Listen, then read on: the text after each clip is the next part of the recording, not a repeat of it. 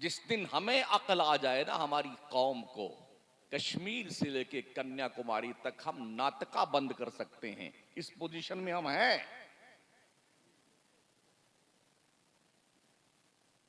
हम इस देश की भी हिफाजत करना जानते हैं और हमने किया है। 800 साल तक अखंड भारत की बागडोर बिला शिरकते गैर हमारी मुस्लिम कम्युनिटी संभाला था। अगर चाहते तो शायद आज सिर्फ हम ही होते।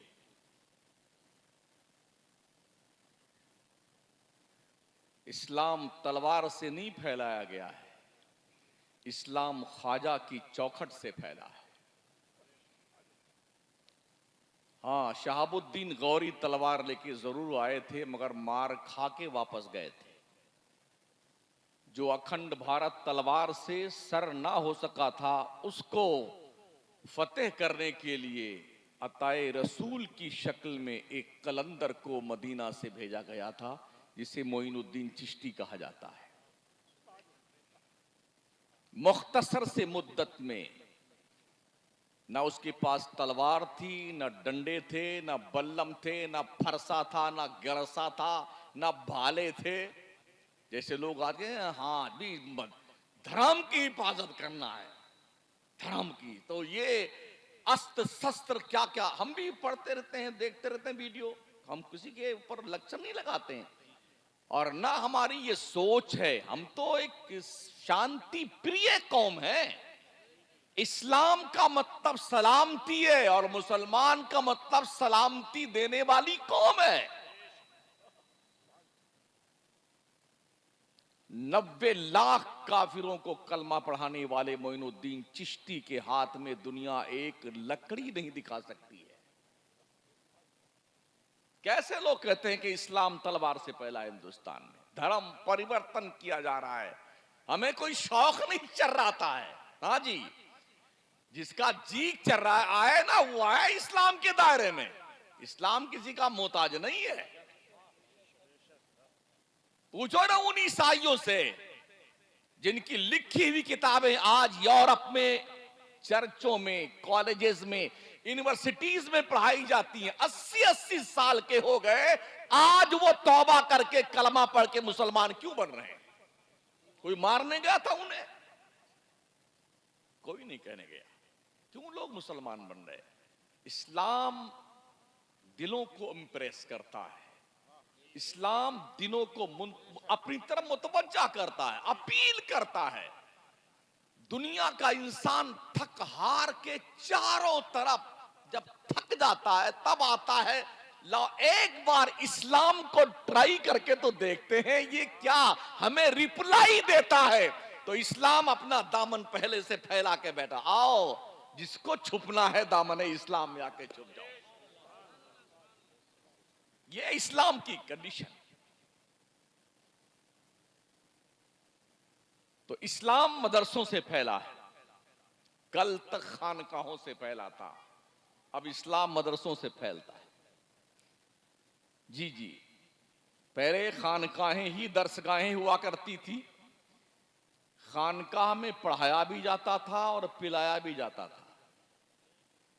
वहां का पढ़ने वाला कभी कुतुबुद्दीन बख्तियार काकी बनता था, कभी निजामुद्दीन औलिया बनता था, कभी हजरत साबिर अलाउद्दीन बनता था, बाबा फरीदुद्दीन बनता था, इमाम अहमद रजा बनता था, मखदूम सिमना बनता था, मुफ्ती आजम हिंद।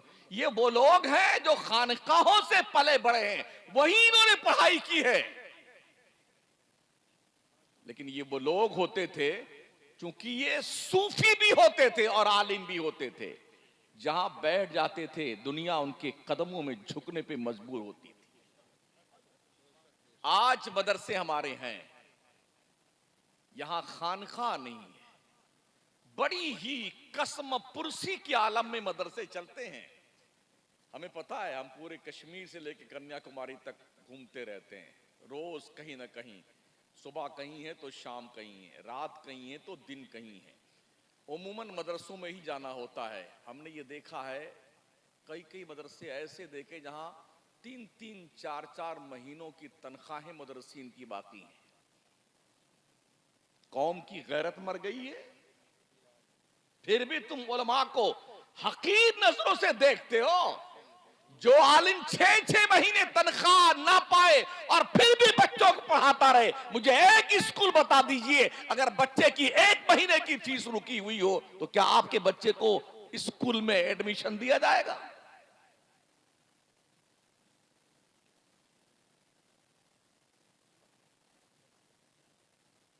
कदर कीजिए उलमा की, कदर कीजिए तलबा की। ये वो बच्चे हैं ना जिनके बारे में आका करीम अलैहिस्सलाम ने फरमाया है, मैदान जंग में मुजाहिद को तलवार देने से ज्यादा बेहतर है किसी बच्चे को तालिबे इल्म को टूटा हुआ कलम दे दो। ये कलम जानते हो क्या है? कलम की मार तलवार से ज्यादा सख्त होती है। हमने कलम पर भी ध्यान देना छोड़ दिया है। हाथों में कलम की तलवार लीजिए, पढ़िए, सिर पढ़िए और सिर पढ़िए। दुनिया से ताकत में आप जीत नहीं सकते हैं, इसलिए कि ताकत दुनिया के पास ज्यादा है, आपके पास नहीं। पैसे से आप दुनिया से जीत नहीं सकते हैं, दुनिया के पास पैसा बहुत है, आपके पास नहीं है। अब एक ऑप्शन बचता है, वो इल्म है। और इल्म आता है नून वल कलमी वमा यस्तुरून। कलम को हथियार बनाइए और चल पड़िए। अपने मंजिल और लक्ष्य को पाने के लिए अनथक कोशिश करके वहां पहुंचिए। एक दिन वो आएगा, दुनिया तुम्हारी लिखी हुई तहरीर को सर का बाज़ाब्ता तौर पर ताज बनाकर घूमेगी। पढ़िए ना यार, किसने रोका है आपको पढ़ने से? 12वीं तक पास करते करते बाई ग्रेस मुसलमान का बच्चा पास होता है।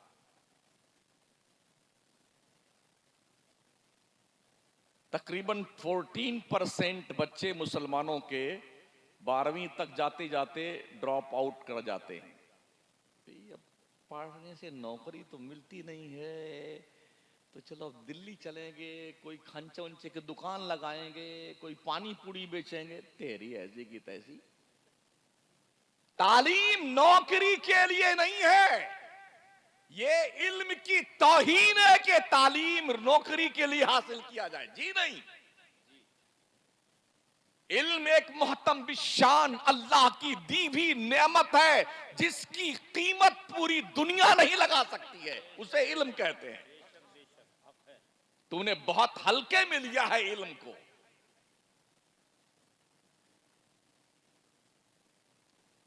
अल्लाह करीम ने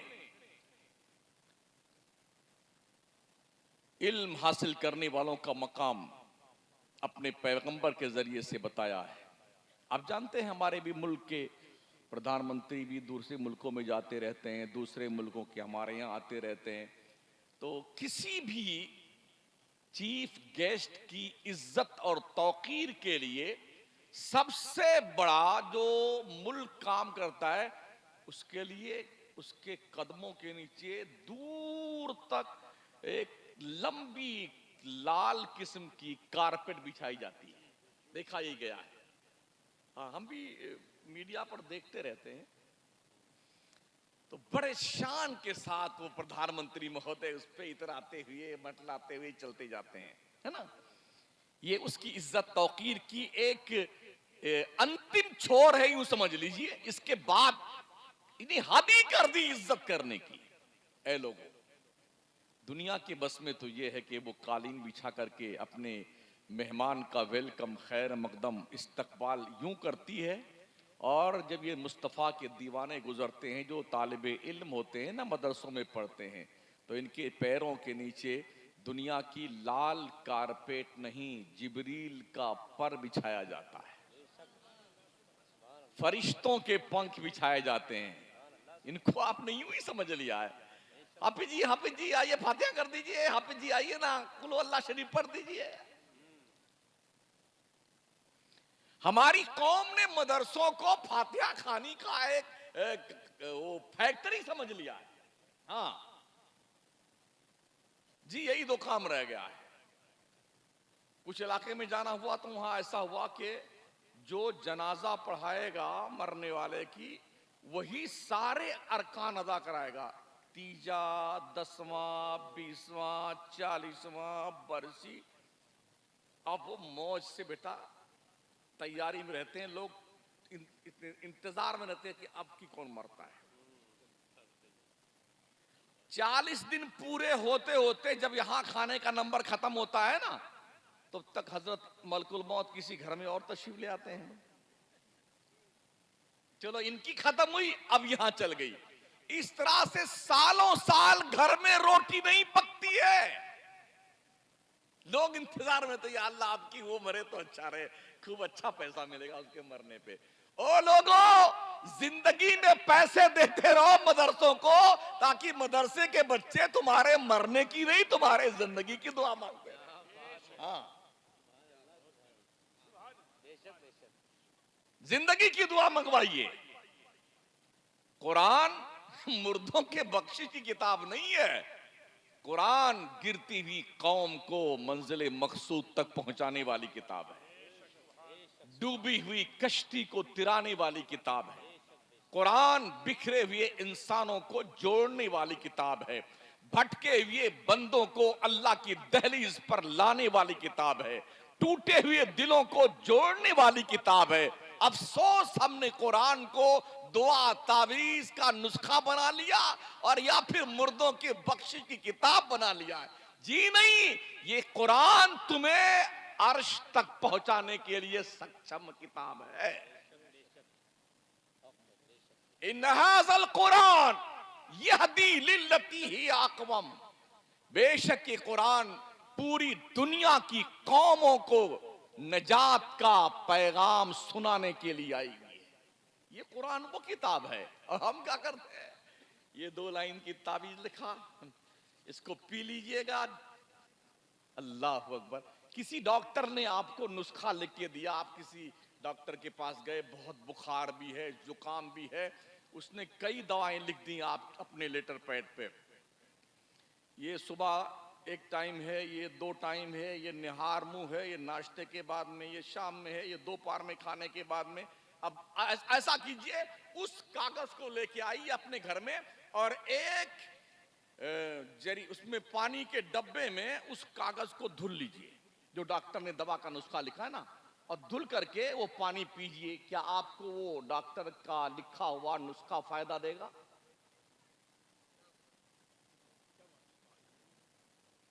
आपने दवा लेनी होगी भाई साहब।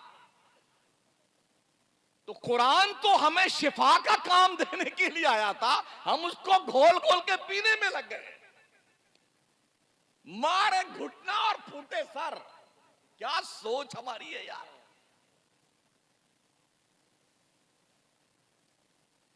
अफसोस ये भी है कि मैं उस वक्त गुफ्तगू कर रहा हूं जो सोने का वक्त होता है। मैं खुद ही सो रहा था, मैं क्या जगाऊं आपको। हाँ जी, जो तो हम खुद ही जानते हैं, हम ही जानते हैं, रोज यही काम है। अफसोस यही है कि हमने अपने जलसे रात भर की जागरण बना लिए हैं। काश हम अपने जलसों को 12 बजे फुल स्टॉप दे दें। एक मुकर्री बुलाइए, एक शायर बुलाइए, लोग बेदारी के आलम में कुछ बात सुन लें, और सुनाने वाला बेदारी के आलम में कुछ सुना दे। अब दोनों थके थकाए हुए हैं, सुनाने वाला भी थका हुआ है, सुनने वाला भी थका हुआ है। तो अब इससे क्या फायदा होने वाला है? यही वजह है कि हम अहले सुन्नत वल जमात के जलसों से कोई हमें बाज़ाब्ता तौर पर फायदा नहीं मिल पा रहा है। खर्च तो खरबों रुपए हो रहे हैं जलसों पे, खरबों रुपए पर ईयर सुन्नियों के। नॉनसेंस है, रिफंड कुछ नहीं मिल रहा। वाह वाह वाह वाह, जिंदाबाद जिंदाबाद, जनाब वकील साहब जिंदाबाद, जनाब खतीब कचहरी साहब जिंदाबाद, नकीब इजलास साहब जिंदाबाद, शायर अहले सुन्नत जिंदाबाद। साहब मुर्दाबाद, मुर्दाबाद। काय की जिंदाबाद लगा रखी यार। जिस कौम की बच्चियां भागकर गैरों से शादियां कर रही वो जिंदाबाद है। जिस कौम के बच्चे रात भर बाहर बैठे जुए खेल रहे हो वो कौम जिंदाबाद है। जिस कौम के बच्चे अगर 500 रुपए कमाते हो तो 250 रुपए की पूरी खा जाते हो वो कौम जिंदाबाद है। जिस कौम के नौजवान बच्चे जवान होने से पहले बुढ़े हो जाते हो पूड़ियां खा खा करके वो कौम भी जिंदाबाद है। डूब मरो चुल्लू भर पानी में।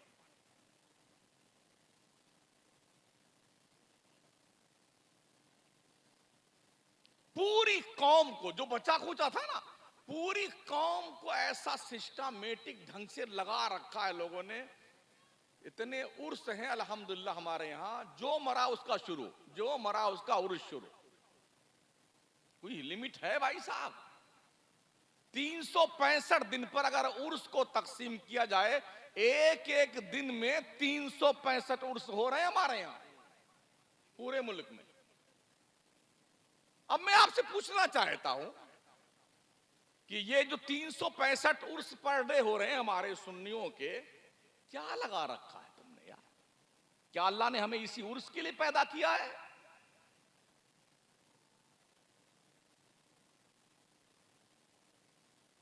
मुझे बताइए तो सही।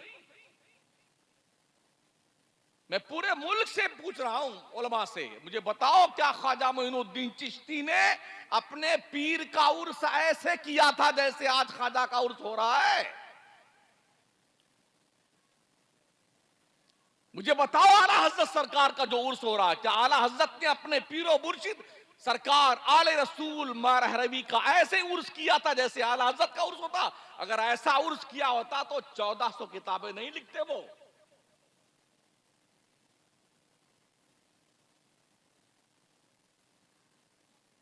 ख्वाजा साहब ने पूरा आना सागर का पानी प्याले में भर लिया, तुमने क्या किया?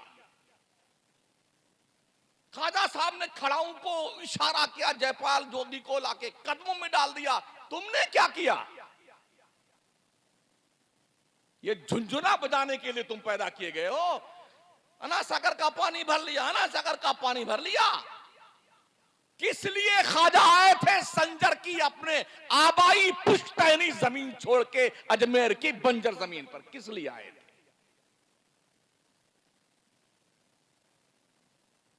घर छोड़ा, खानदान छोड़ा, कारोबार छोड़ा, खेती बाड़ी छोड़ी, अंगूर का बगीचा छोड़ दिया, पंचक्की छोड़ दी, सबको त्याग पत्र दे के आ गए। क्या जरूरत थी मखदूम सिमना को, सिमना की हुकूमत को लात मार कर सहरा नवर्दी करता हुआ पंडवा शरीफ से होकर कछौछा आने की क्या जरूरत थी?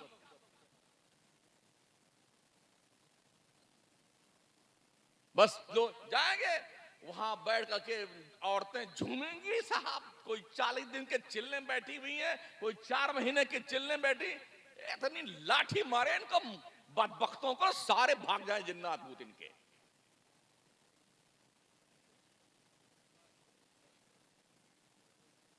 भर भर के नीर का पानी लेके आ रहे हैं। अरे ओ बेहुदे सुन कान खोल करके, फीहे शिफाउल लिन्नास, अल्लाह ने कुरान में शिफा रखी है। कभी पढ़ता है कुरान?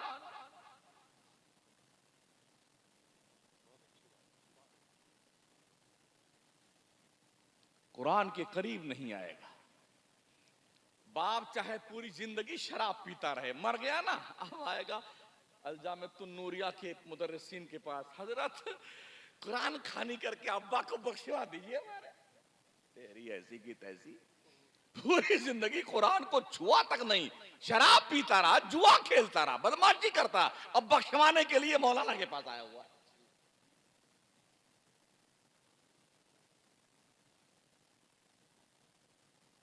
क्यों अंधेरे जंगल में घूम रहे हो? क्यों नहीं इमाम अहले सुन्नत की उन पाकीज़ा तालीमात पर तवज्जो देते हो? क्यों नहीं मुफ्ती आजम के आहे सहरगाही का जायजा लेते हो? क्यों नहीं ख्वाजा मोइनुद्दीन चिश्ती के इंतकाल के बाद उनके पेशानी नियाज पे लिखे हुए जुमले पे गौर करते हो? हबीबुल्लाह माता फी हुब्बिल्लाह, ओ दुनिया वालों, देख लो, ये अल्लाह का दोस्त है, अल्लाह की मोहब्बत में मर गया है। क्यों नहीं गौर करते हो? इन बच्चों को कौन संभालेगा? पैदा करके छोड़ दिया भेड़ बकरी की तरह। ओ बापो और माओ, अपनी औलाद पर ध्यान दो, औलाद पर। इससे पहले कि कोई बदकिरदार दोस्त तुम्हारे बच्चे से क्लोज होकर के उसके दिल पर गुनाहों की तहरीर लिखे, तुम खुद अपने बच्चे से क्लोज होके उसके दिल पर मुस्तफा के प्यार की तहरीर लिखो।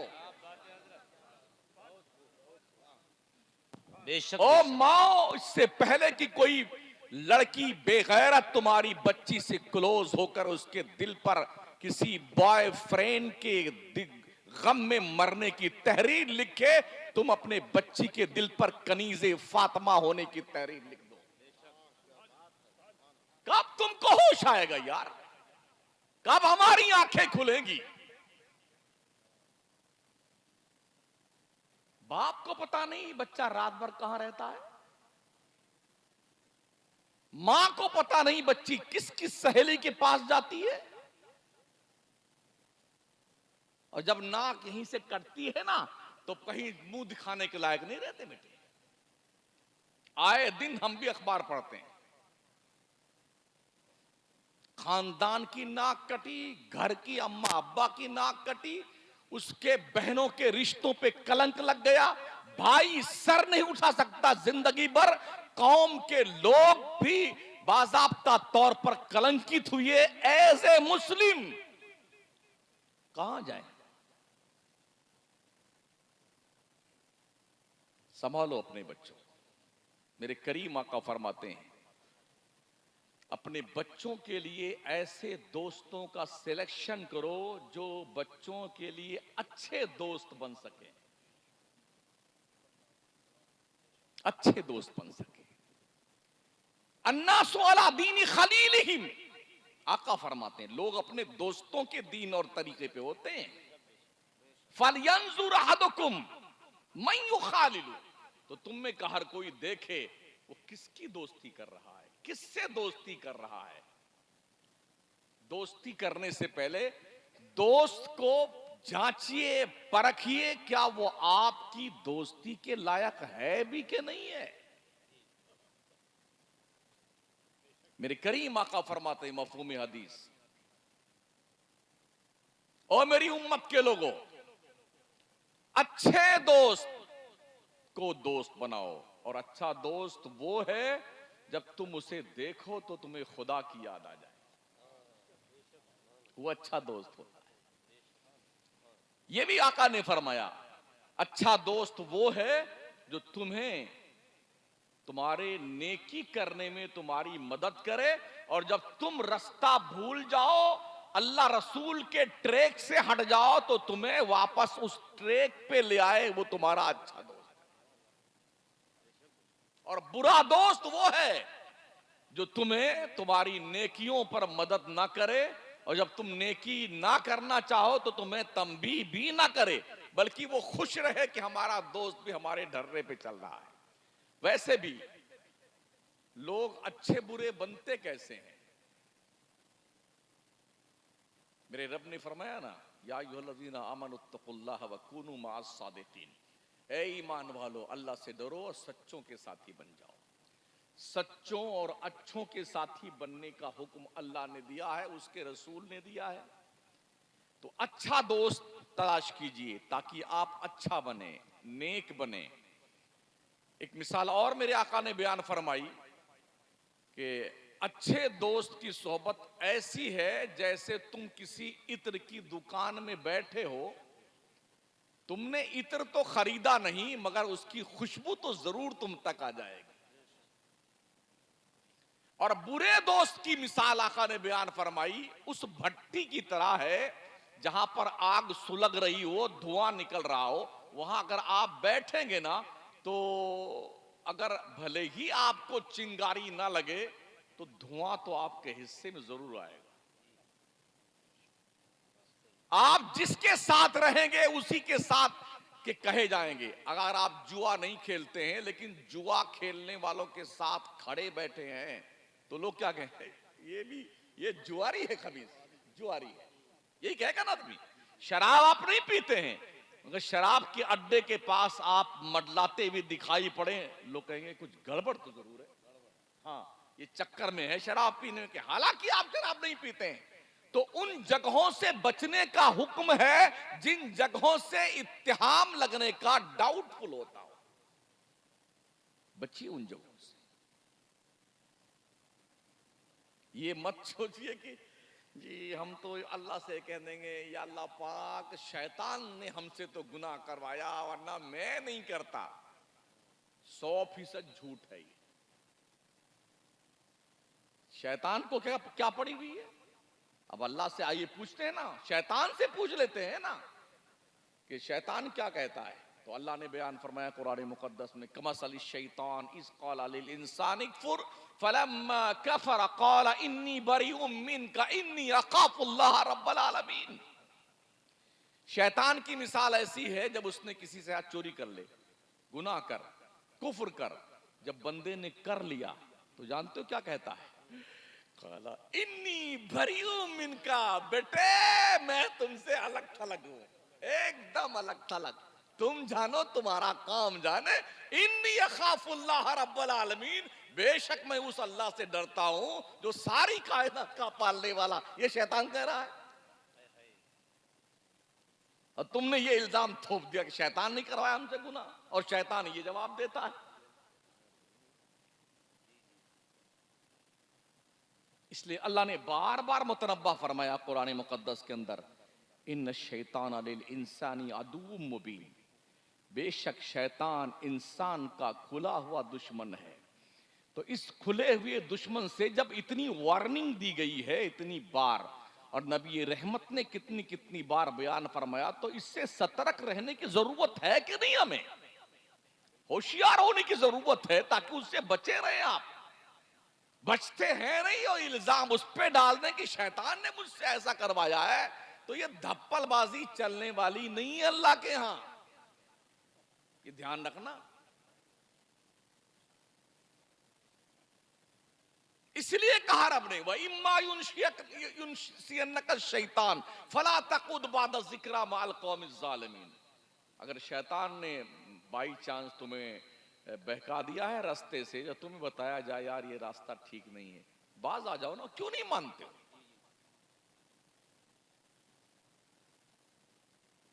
यहां इमाम साहब लोग भी होंगे। हजरत कितने नमाजी हैं? एक साथ में कितने आदमी आते हैं? 25 आदमी। पूरा मोहल्ला मुसलमानों का है, तो ये बकिया जिन्नात लोग कहां जाते हैं? अल्लाह की रोजी सुबह से शाम तक भेड़ बकरी तरह खाया जा रहा है बेटा। सुबह उठता है बस चालू है मशीन मशीन, हाँ बेटी अलग, पहले बेटी तशरीफ लाती है, यानी सो के भी आंख आधी खुली है, हाँ, उसी पे जो मुंह में भी कुछ बाहर निकला नहीं, वहीं पे पिए जा रहा है बेटा। बेटी अंग्रेजों की पैरवी में पी जा रहा है, पिए जा रहा है। फिर जो मुंह चालू हुआ ना, तो अंडा, पराठा, कीमा, और जी अभी क्या खाया गया है? हाँ पाया और नारी और नल्ली और भेजा थे। भाई साहब इस पे रहम कीजिए, हाँ थोड़ा कर्म कीजिए इस तोंद शरीफ पर, इसलिए कि इसकी हथड़ियां अगर उलझी ना तो डॉक्टरों के चक्कर लगाते लगाते तुम्हारी हवा निकल जाएगी। अल्लाह की इतनी रोजी खा डाली, तुमने कभी अल्लाह का शुक्रिया भी अदा किया?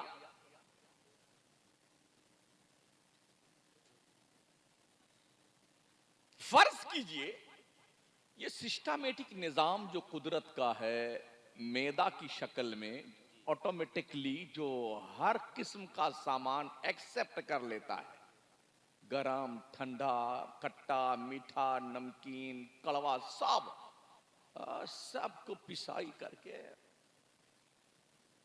2 किस्म का माल तैयार करता है। एक तो लिक्विड, एक वेस्टेज माल। जी, ऑटोमेटिक तौर पर वो लिक्विड अपनी अपनी जगहों पे ट्रांसफर कर दिया जाता है। अगर ये निजाम हाजमा डिस्टर्ब हो जाए, कुछ कर सकते हैं आप?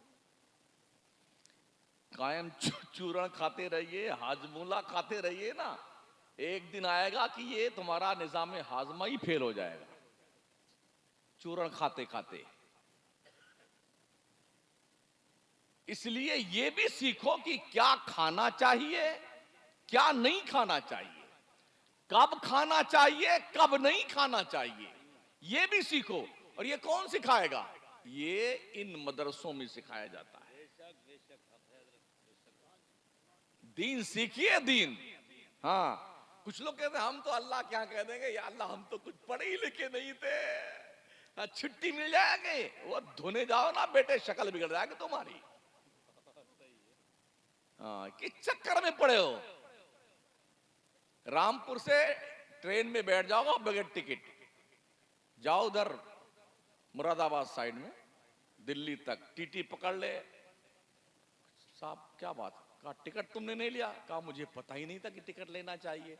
आज छोड़ दीजिए सर, आइंदा बिल्कुल कभी टिकट, हम बगैर टिकट बैठेंगे नहीं। छोड़ेगा वो? आपने किसी का कत्ल कर दिया, करना मत। हाँ, ये सब बहुत गलत बात है। लेकिन अगर रंगे हाथ पकड़ लिए गए, इकबाली मुजरिम बन गए, गवाहों ने गवाही दे दी और जज ने फैसला सुना, क्या पूछा तुमसे? हाँ जी हमने कत्ल किया है, ऐसा हुआ वैसा हुआ, यूं मैंने मार दिया, क्या इसका तुमको आजीवन कारावास की सजा सुनाई जाती है, तो आप कहिए जज साहब आज माफ कीजिए, मुझे पता नहीं था किसी को कत्ल करने में ये सजा मिलती है, आइंदा मैं मच्छर भी नहीं मारूंगा, खटमल भी नहीं मारूंगा। क्या जज छोड़ेगा तुम? तो तुम मुझे बताओ, जब तुम ये कहोगे या अल्लाह तो मुझे पता ही नहीं था नमाज पढ़ी जाती कि नहीं पढ़ी जाती है, हराम खाया जाता कि नहीं खाया जाता है, चुगली की जाती है कि नहीं की जाती है, झूठ बोला जाता है कि नहीं बोला जाता है, या अल्लाह अब माफ कर दे, आइंदा फिर कभी नहीं करूंगा, तो क्या लगता तुम्हें छोड़ दिया जाएगा? एक लिमिट है रस्सी ढील देने की। अगर जहन्नम का तस्वुर अब तक नहीं आया है तो कैलिफोर्निया और लॉस एंजलिस वालों से पूछ लो कि आग की लपटें कैसी होती हैं। जहां सिर्फ लाश बचा है, एंजलिस का पता नहीं है, पूछ लो उनसे। और खरबोपति महलों में रहने वाले खुदा के मुनकिर, जुल्म तशद्दुद के दिलदादा, रब ने ऐसी लगा दी ना उनकी, ऐसी लगा दी कि बेटे भागते फिर रहे हैं पौ पौ रोते हुए।